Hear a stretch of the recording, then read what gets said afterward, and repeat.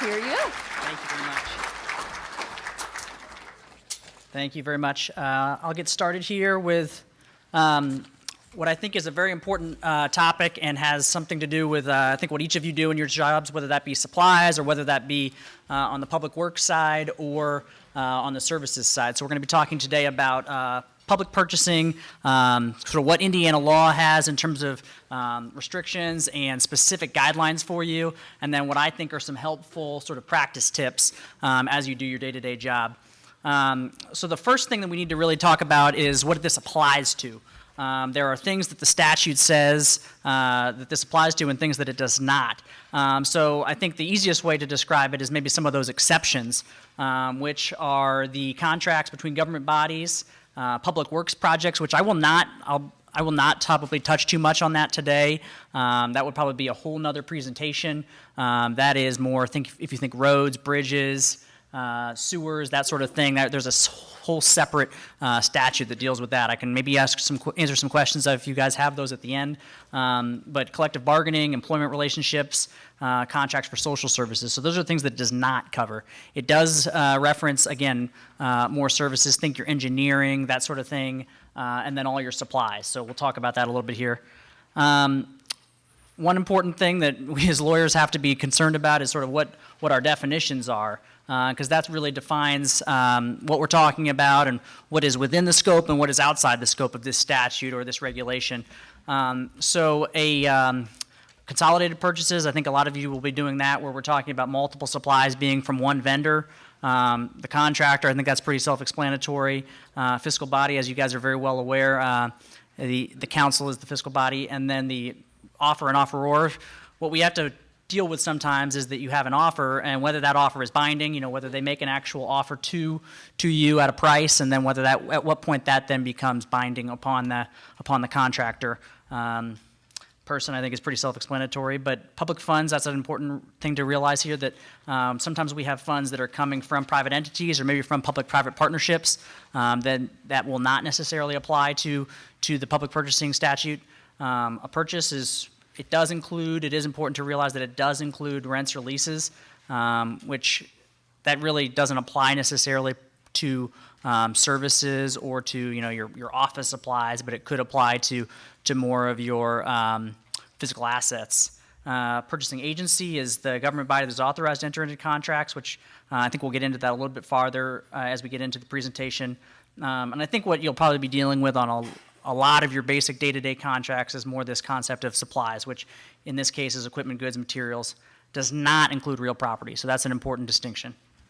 In terms of what the provisions are that are applicable to all purchases, what we're really talking about here is, I think, an important provision, and I think I'll be coming back to this time and time again throughout this presentation because I think it's really important to how you guys do your job, is that a government body may adopt rules to regulate purchases of the governmental body. So what this is really, I think, the key here in terms of your compliance and in terms of how you do business, and because I think really where this is going to become an issue is where you have someone who might have a disagreement with the decision that you made, or you maybe as a disgruntled contractor that says, how come I wasn't picked? And what I would really suggest, and again I'll come back to this, is that you really do have a set of local rules that you use. The statute is very clear that you have the ability to make these rules, and they may supplement the statute, they just may not contradict it. So that is, I think, if you ever have a question about that, I think whether it's your local counsel that you work with, or if you work with a larger law firm that you ever have questions as to whether you contradict the statute. But I think it's very important to have those rules that you go by and to create those rules and then obviously comply by them. And then you can always say, because the statute, I'll be honest, the statute is relatively vague on a lot of these things. There are some specific things as to what requires a bid and what doesn't, and how those bids are submitted and how they're reviewed.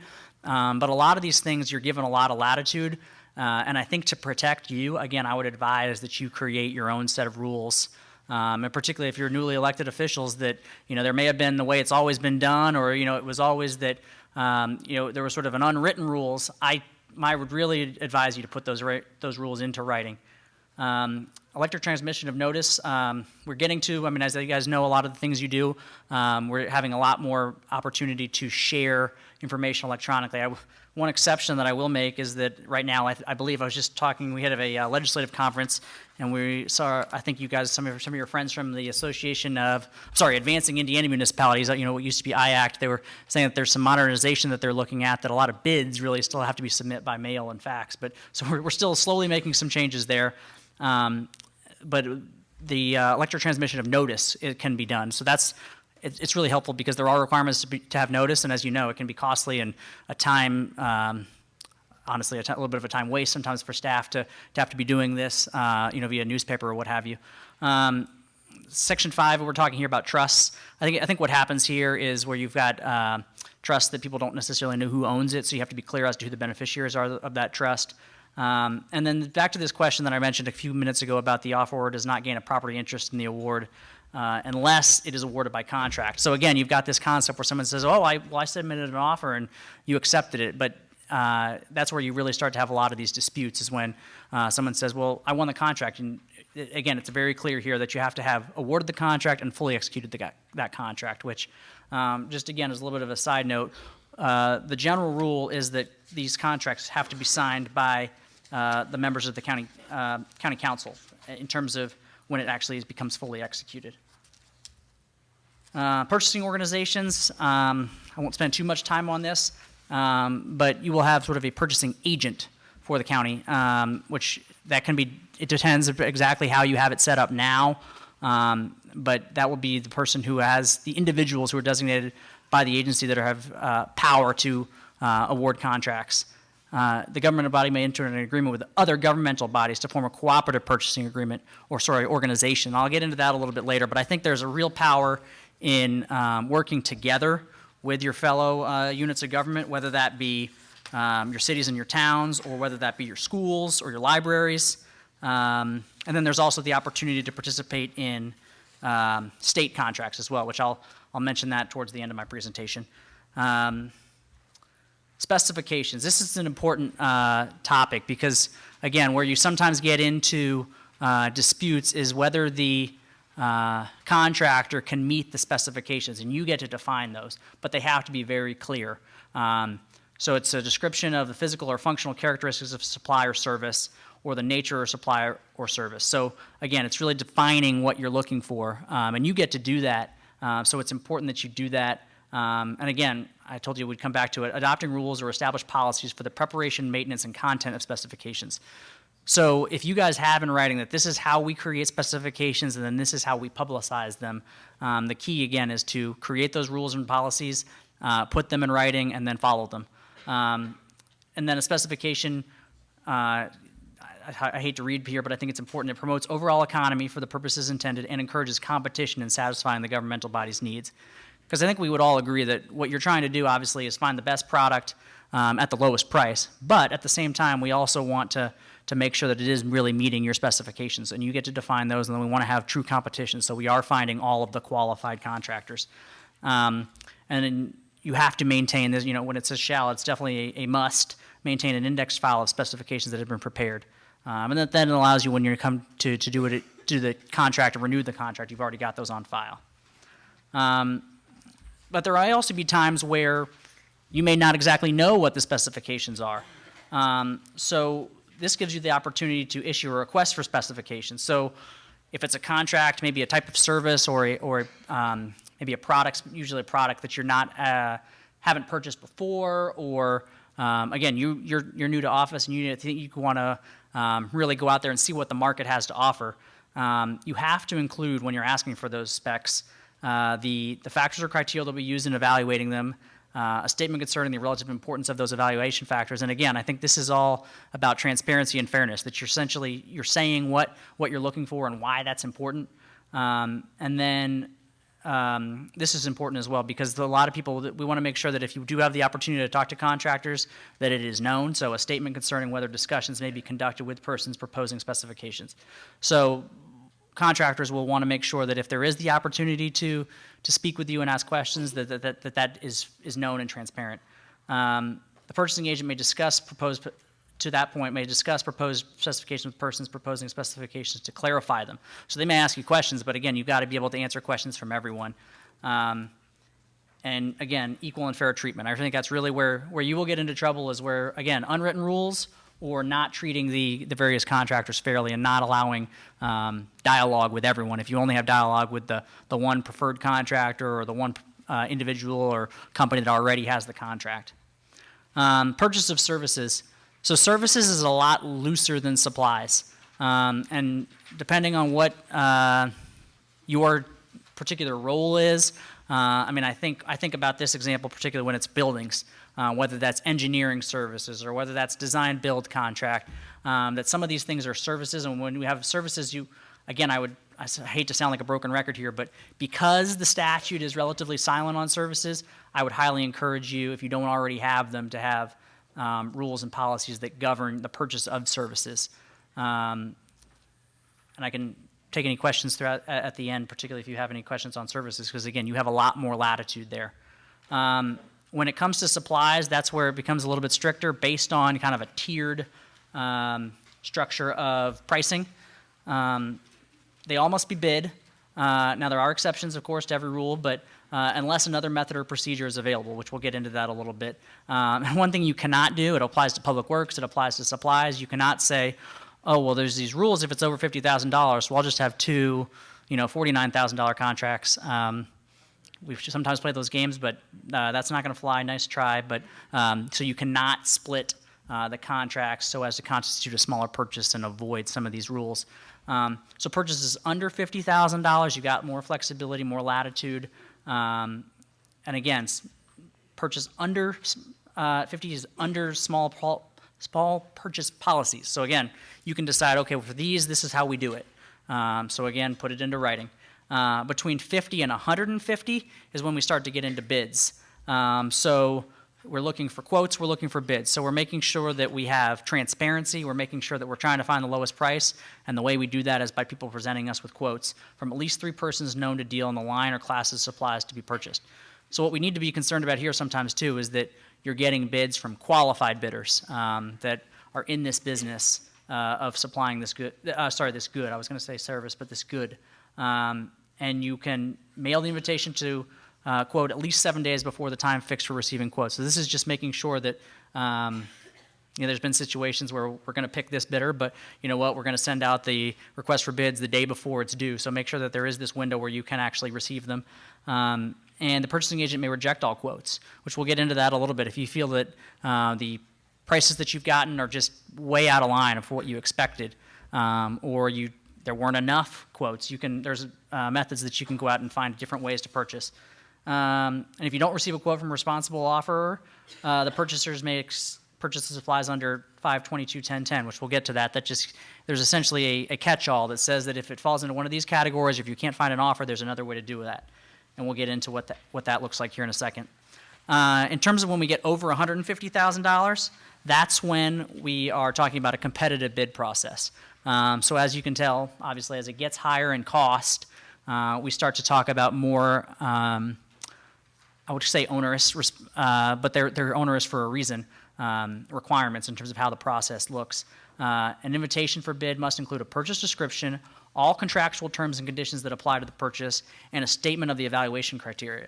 So again, this is about transparency. You need to say exactly what you're trying to buy, and then I would, again, a little bit of a practice pointer here, all contractual terms. My advice to clients quite often is that if you are going to be buying very large price items, you want to make sure that the people that are making offers to you, that are bidding, understand the terms under which you're going to set the contract. So what will often happen is we will suggest that clients create their sort of base contract and attach that as an exhibit. Excuse me. Attach that as an exhibit so that, because what can happen is you have these bids, you analyze these bids, you choose one, and then as you start to work towards a contract with that individual, there's some sort of issue that they're just not willing to, it's a hill they can't die on, that they're not willing to agree to that term. So what can save a lot of time and energy is to try to include some of those, if not a full contract, at least some of the terms, whether that's payment terms or whether that's, there's required terms in terms of, it sounds a little silly that it's in state statute, but the business is not allowed to do any business with Iran, those kind of things. There's these state requirements, but if there's requirements particularly to your county or the way that you guys like to do business, I would encourage that you put those in at the front end so that you don't have to, again, waste time and money at the back end because you've got to start the process all over again. We talked a little bit about notice earlier, that these invitations for bids must meet all public notice requirements, which that's more like your public notice requirement that you have for a zoning hearing or for some of those other, 10 days in two notices at least 1 week apart, with published at least 10 days prior to the deadline. The purchasing agency shall open bids publicly. Again, this is about transparency in the presence of one or more witnesses, and the bids must be unconditionally accepted without alteration and evaluated based on the requirements provided in the invitation for bids.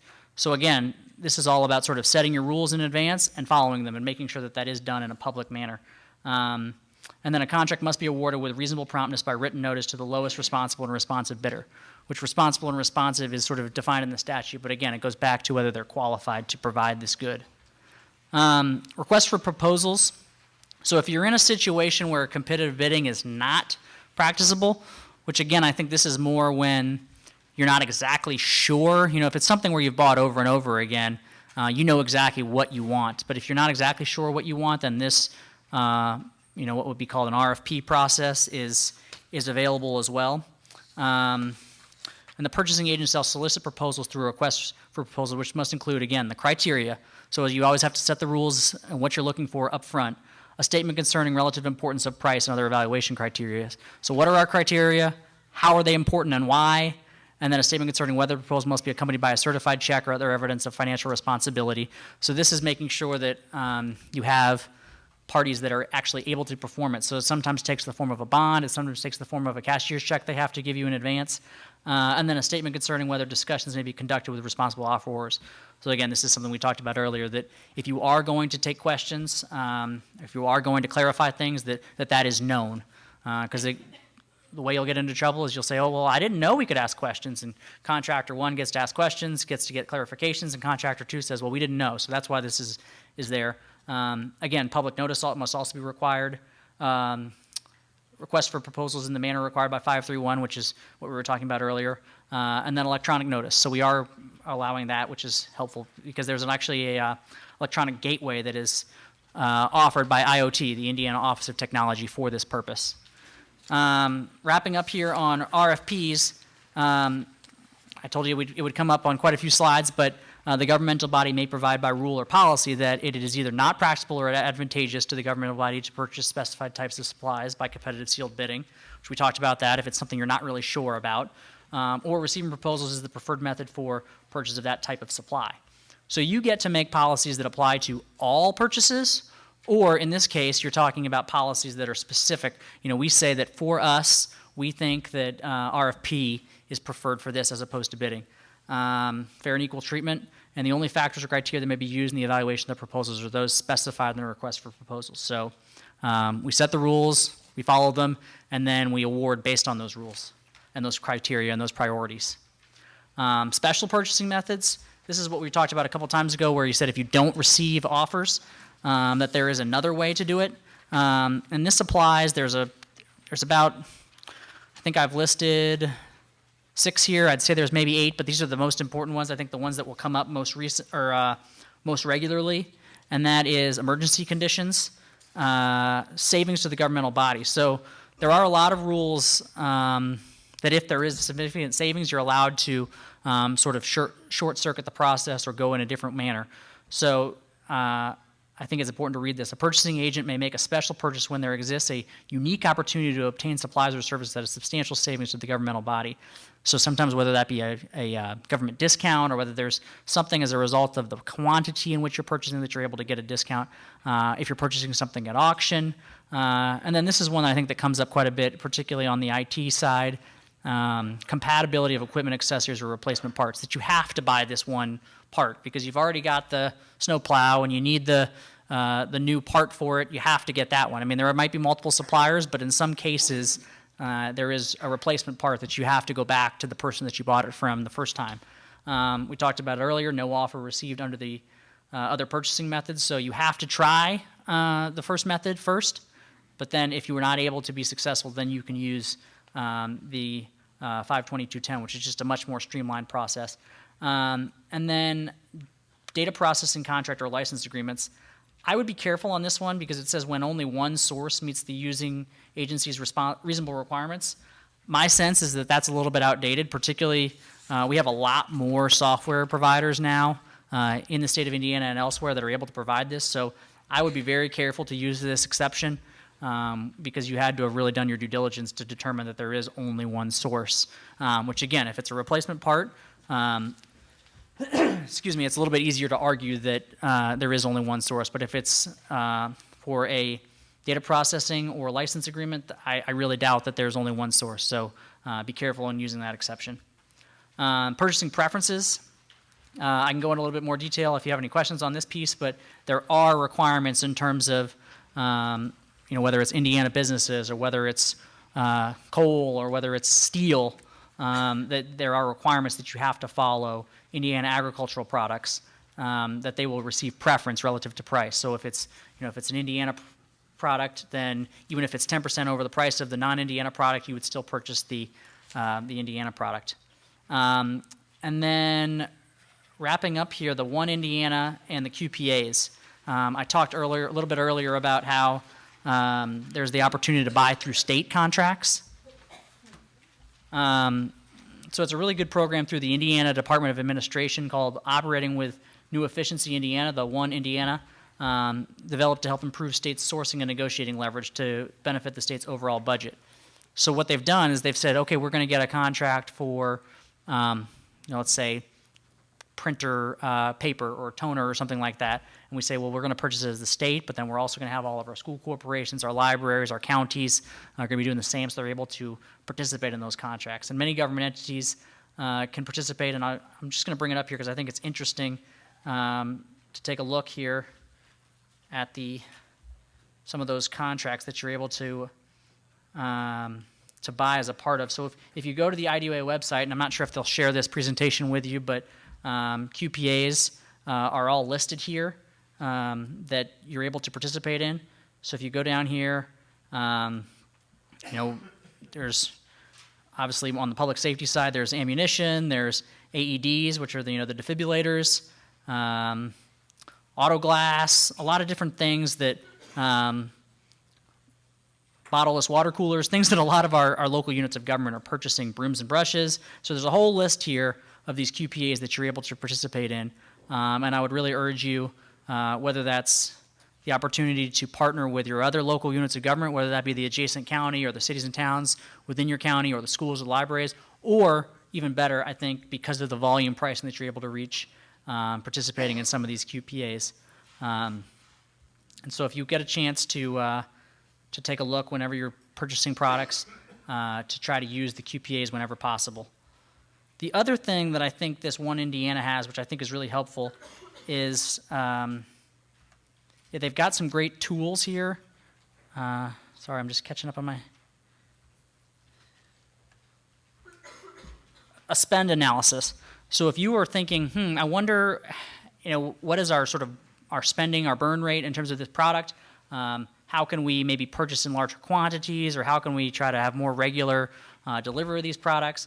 That they can provide sort of pricing comparisons, and they can say, well, we're buying it for this. I wonder what the QPA could provide for this. So they allow it to give you some really helpful tools as you're doing your purchasing. And I think there's also very helpful staff that their full-time job is doing state-level procurement, and they can help you with, again, a number of tools, these larger contracts that you can buy off of, and answer any questions you might have. So speaking of questions, if you guys have any questions, I think there's a mic here that we can pass around, but I'd be happy to answer any questions you might have. So if you would go by the QPA or the state price bid, it's in the $50,000 to $150,000 range. Say you buy the ballistic vest for all the police departments. If you're going by the state bid, do you still have to go through the process of the competitive bidding? Yes, that's a good question. So his question is, if you're going through the QPA, do you still have to go through the statutory process? And the answer is yes. You don't necessarily have to go through the bidding requirement, because that's the point, you're using that price and you're using that vendor. But in terms of general, following your rules and procedures, you have to follow the general requirements of the statute, but you don't necessarily have to be specific to the bid. And I will also give another example, which I think is a good one. We're going in here into winter. There is a road salt program. I was doing some research, and I think that's a really important one. And the way that works is you go through the Indiana Department of Administration. They'll send around a notice in the springtime, and you commit to a quantity. And you say, we're going to need X number of tons. And then you were required to purchase that quantity come winter or come fall when they actually start to deliver and get ready. And then if you need to make changes or adjustments to how much quantity you need, you can do so. But that's definitely a program that I think is a good one in terms of a product that we all use and that we don't want to be buying on our own because we'll get a lot of different prices. So, any other questions? The last thing I'll say is that, again, Public Works is a little bit of a different animal. It's not that different in the sense that it's all the same general principles, but it is a different set of rules and a different section of the Indiana Code that applies to it. Services, again, you've got a lot more latitude. And I'll just say it one more time that I think the key to being successful in trying to avoid controversy and then in turn trying to get a lot of legal costs is having those rules and policies that you have that are specific to your county, making sure that you codify those rules and that you then comply with those rules. Anything else?